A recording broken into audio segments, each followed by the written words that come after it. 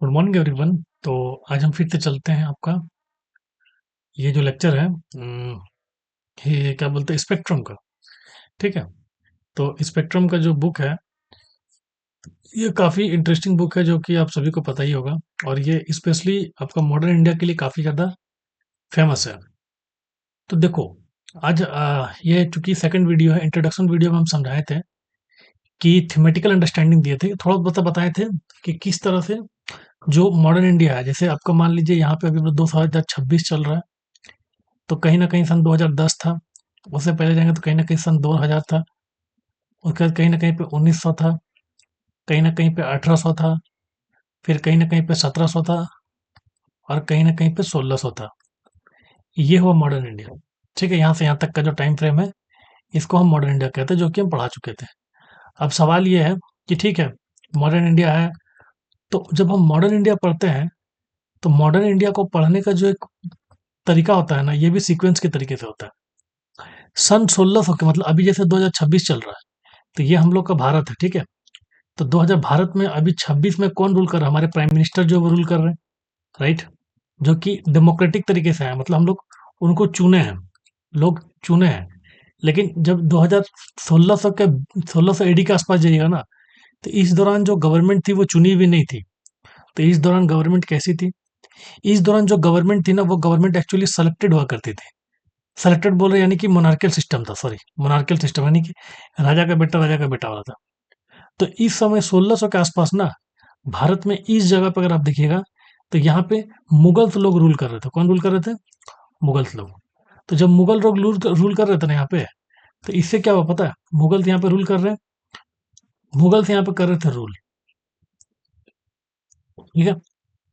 और इसी टाइम के 1600 के आसपास से जो आपका एक ये है, क्या कहते हैं, अगर आप इसको देखिएगा, क्या कहते हैं उसको, आप अगर आप मैप को देखिएगा, तो मैप में आपको एक चीज समझ में आएगा कि इसी दौरान क्या हुआ था ना, कि आपका जो है वो यूके से यानी कि यूरोप से काफ़ी सारा जो कंपनी, काफ़ी सारे लोग जो है, जैसे ये यूरोप है, यहाँ पे अफ्रीका है, यहाँ पे आपका एशिया वाला पार्ट है और यहाँ पे इंडिया है। तो काफ़ी सारे लोग जो है भारत आए थे, जिसमें से एक ईस्ट इंडिया कंपनी भी भारत आया था, जो हम लोग को गुलाम बनाया था।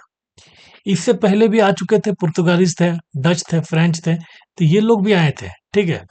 फ्रेंच और उससे पहले थे पुर्तगालीज, तो इस तरह अलग अलग लोग ऑलरेडी आ चुके थे। लेकिन हम लोग को गुलाम कौन बनाया था? East India company. इसीलिए इसको हमको पढ़ना जरूरी है। अब हम क्या करते हैं ना, सबसे पहले हम एक सवाल पूछते हैं। जो पहला चैप्टर है इस बुक का, इस चैप्टर का क्या नाम है? इस चैप्टर का नाम है, क्या नाम है इस चैप्टर का? इस चैप्टर का नाम है बाबू, सोर्स। किस चीज का सोर्स? अगर आप बुक में देखिएगा तो आपको पता चलेगा, historical source. Let me just, हाँ, सोर्स एंड अप्रोचेस, मतलब कि जो भी हिस्ट्री में हुआ है, जैसे अगर आप देखिएगा ध्यान से, तो आपको एक चीज समझ में आएगा कि यहाँ से जो यहाँ तक जो भी हिस्ट्री में हुआ है, जो भी हिस्ट्री में हुआ है यहाँ से लेकर के यहाँ तक, इसके बारे में हमको पता कैसे चला है? कुछ तो तरीका होगा, यानी कि इसका सोर्स कैसे है, कैसे पता चला कि यहाँ से यहाँ तक क्या हुआ। इसी चीज को समझने के लिए, यानी कि मॉडर्न हिस्ट्री को जो लिखा गया है, इसका सोर्स क्या क्या है। आज अगर हम बोल दें कोई भी चीज, जैसे मान लो बोल दें कि हमको, या फिर मान लो हम बोल देते कि हमको अभी मान लो 100 करोड़ रुपया कहीं पे गिरा हुआ मिला, और ऐसा कोई बुक में दावा कर दे, सॉरी ऐसा मिला नहीं, मान लीजिए कोई दावा कर दे कि विक्की सर को मान लो कि 100 करोड़ रुपया गिरा हुआ मिला। अब सवाल ये कि जो 100 करोड़ रुपया गिरा हुआ, इसका सोर्स क्या है, कि कैसे हमको मिला? कुछ तो सोर्स होना चाहिए कि हाँ भाई इसके थ्रू वीडियो मिलेगा, फुटेज मिलेगा, कुछ भी। तो पूरा का पूरा मॉडर्न इंडिया को समझने के लिए सोर्स क्या है?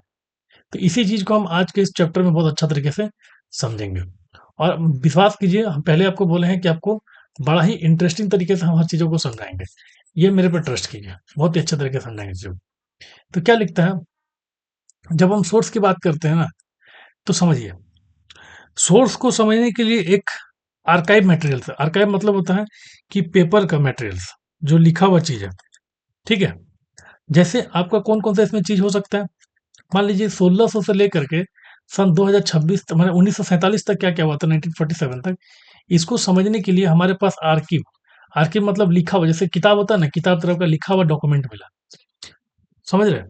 तो इस तरह का चीजें हमको मिला।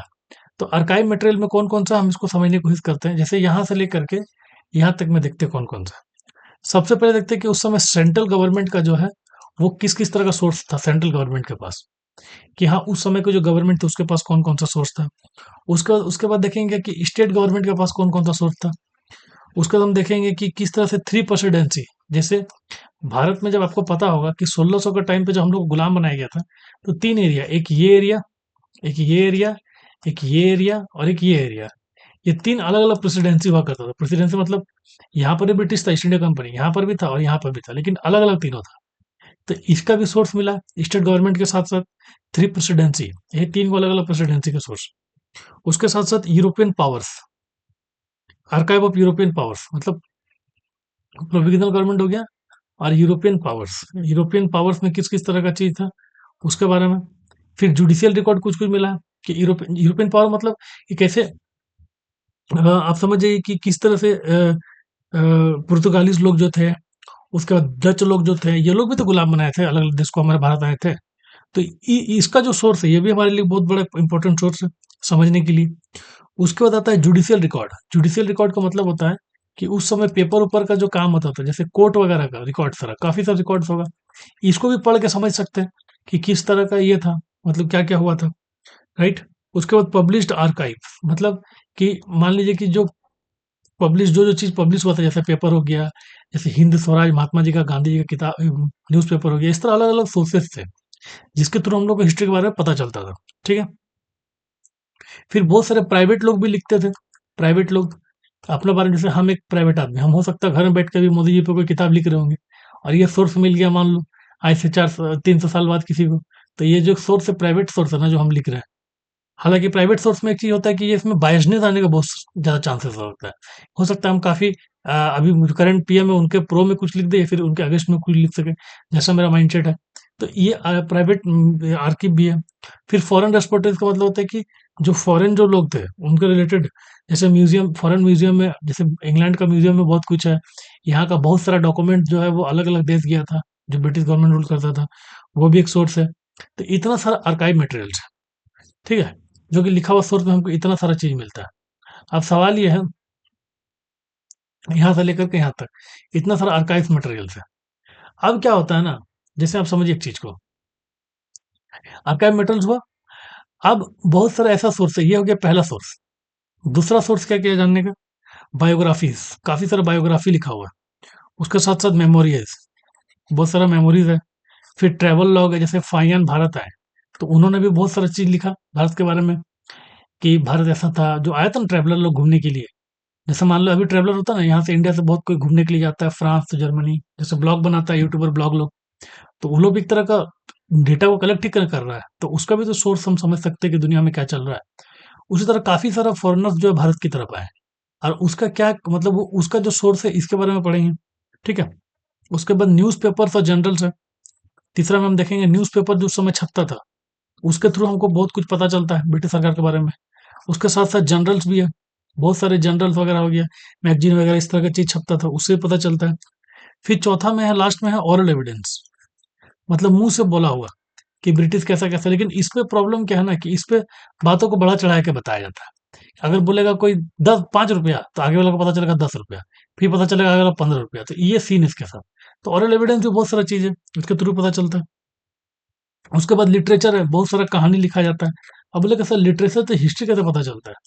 एक बात बताइए, अभी आपको अगर अभी का टाइम पे कुछ लिटरेचर लिखने बोलेंगे, तो आप क्या कीजिएगा, जो चीज अभी समाज में चल रहा है उसके कॉन्टेक्स्ट के हिसाब से लिखिएगा, राइट। तो लिटरेचर उस समय जो लिखा गया ना, वो भी हमको बताता है कि भारत का हिस्ट्री कैसा रहा, उसके प्रॉपर सोर्स को हमको एक्सप्लेन करके देता है। तो ये सारा काफी सारा चीज जो है, जो हमको बताता है इसके बारे में, हिस्ट्री के बारे में।